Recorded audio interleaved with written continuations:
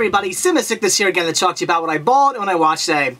And today I ran out to Jake's Flea Market. This was opening weekend of one of my all-time favorite flea markets in the area, called Jake's Flea Market in Bartow, Pennsylvania. I love going out there. It's a great place to go do some flea marketing.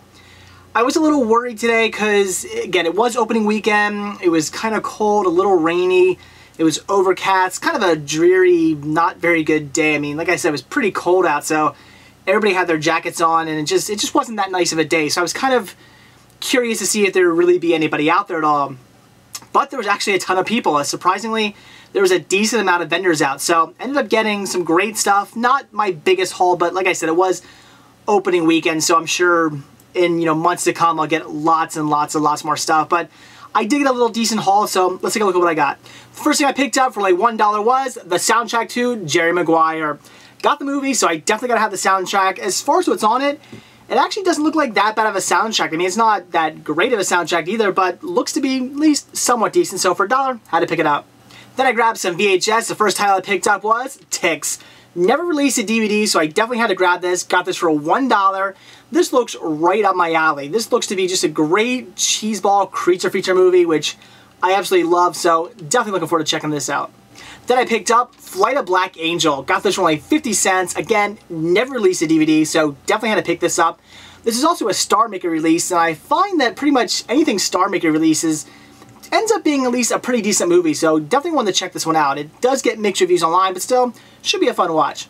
And the last VHS I picked up, again, for like 50 cents was Right to Remain Silent. Also, never released a DVD, which I'm not sure why. This has an amazing lineup. People like Judge Reinhold, Patrick Dempsey, Carl Reiner, LL Cool J, Christopher Lloyd, and so on and so forth. I mean, the entire lineup in here is just amazing. And this actually gets really good reviews online. I have no doubt that this movie is going to be great. Why it hasn't gotten a US release, I have no idea. But for 50 cents, had to pick this one up. Now onto the DVDs. And the first one I picked up for only $1 was Murder in the First. This movie, I honestly can't believe I didn't own yet. I remember seeing this movie years and years ago, and I definitely liked it, so why I have yet to pick it up, I just don't know. So for $1, definitely had to grab this, really look forward to watching it again. The next title I picked up for only $1 as well was a Tim Conway double feature with The Long Shot and They Went That Away and That Away. Definitely looking forward to watching these. I love Tim Conway. He is hilarious. Everything I see him and I just crack up laughing. So to get this for $1 was a great deal. Definitely had to pick it up. Can't wait to check these out. And the last thing I grabbed for only $2 was an HD DVD copy of Disturbia. Definitely glad to have this one on HD now. Already have it on DVD, but I absolutely love this film. Definitely wanted to pick it up on HD DVD. I loved this when I first saw it. I thought it was a great, fun, very suspenseful film. I highly recommend it. Definitely had to get this one for only $2 on HD DVD. It was a steal. So that's it for what I bought today. So now into what I watched. And today I checked out Battle for the Planet of the Apes. Of course. The last and fifth movie of the original Planet of the Apes series. And this one, I gotta say, I enjoyed. Not as much as some of the others, but it definitely was a decent film. This one kind of brings it all around, but only sort of. And that was my main downfall with this movie. In this film, we see how the apes have kind of started to take over and how the humans are now basically just sort of slaves. They try to say they're not slaves. Caesar tries to say, oh, we're living in harmony, but they're really not. The humans are now the apes' slaves for the most part. We see how the gorillas are just, these big, huge, mean brutes, and we see how the orangutans are the smart ones. So we're getting the feel of how things are kind of going to be. And what I really liked about this, though, was we see how the underground dwellers from beneath the Planet of the Apes, how they started off. They're basically just humans who survived the war, but now they're all contaminated with radiation because the entire city of New York is just contaminated with radiation, and their skin's all kind of peeling off, and they're not doing so well.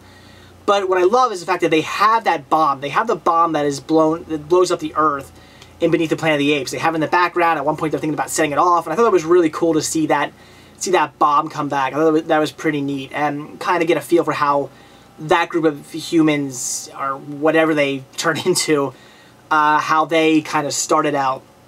But my downfall with this movie is the fact that we don't really see how everything kind of went from the apes being, from it literally being the Planet of the Apes. Because in this we just kind of have like an ape, they call it Ape City, but it's really just like an ape town. It's not even that many apes.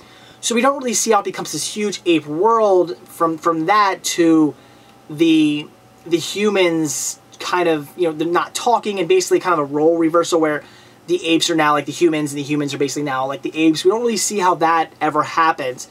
And actually at the end of the film, it kind of gives you the whole feeling of, oh, we're all going to live in harmony. All the apes are going to live in harmony, and the humans are going to live in harmony. Obviously, the underground dwellers, you're not so sure about them because they actually start a war in this movie, and that's where the battle happens between the apes and the underground dwellers. It's not even really with the humans or anything like that. So the underground dwellers, they kind of sort of say, all right, maybe we'll just see how things go and we'll try to live in peace. So everybody's kind of living in harmony and peace at the end of this film. Everybody just seems to be happy.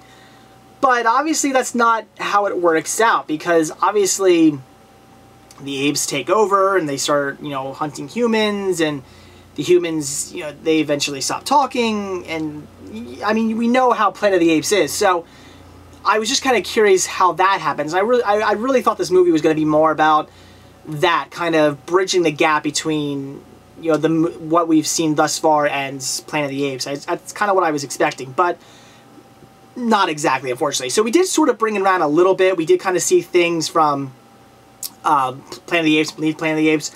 I like that, but we didn't go full, 180 and see everything, which I guess it'd be 360. Sorry, not 180. We didn't go full 360 and see everything, which definitely bugged me. I would have liked to have seen that. However, I know there is a Planet of the Apes TV series that was released after this. This was 1973, I believe, and the series came out in 1974, so I'm kind of curious. I haven't seen it. I don't own it, so let me know, guys.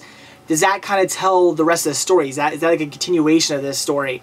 Does it show how it went from, this to a Planet of the Apes and humans being, hunted and killed and not talking and stuff? I'm curious if the TV show did that. So if it did, let me know. I'd be really interested in hearing about that. But like I said, it was a decent movie, and for somebody who's watched the entire series, it is definitely worth watching, because like I said, it does kind of bring it around a little bit. You see things from past movies, which I really like. So it is a decent movie, definitely worth checking out. If you like the Planet of the Apes series, see this one. So that's it for what I bought when I watched today. Definitely a great day at the flea market. Again, not my hugest haul, but all those titles for a total of $9, that sounds great to me. And I definitely look forward to going out this summer and doing a lot more flea marketing. Now that the flea market is open, it'll be open every weekend until Christmas this year, so I definitely look forward to going out there a lot more. So plan on that. And I did shoot a Let's Go Shopping video while I was out there as well, so that'll be posted up later on this week. And also watching Battle for the Planet of the Apes, it was great. I definitely liked it. Again, not my favorite of the Planet of the Apes movies, but it was definitely good and worth checking out. So that's it. Thanks for watching, and stay tuned to see what I bought when I watch tomorrow. See ya.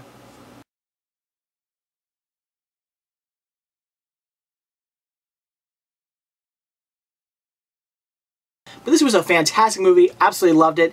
Definitely happy to have it in a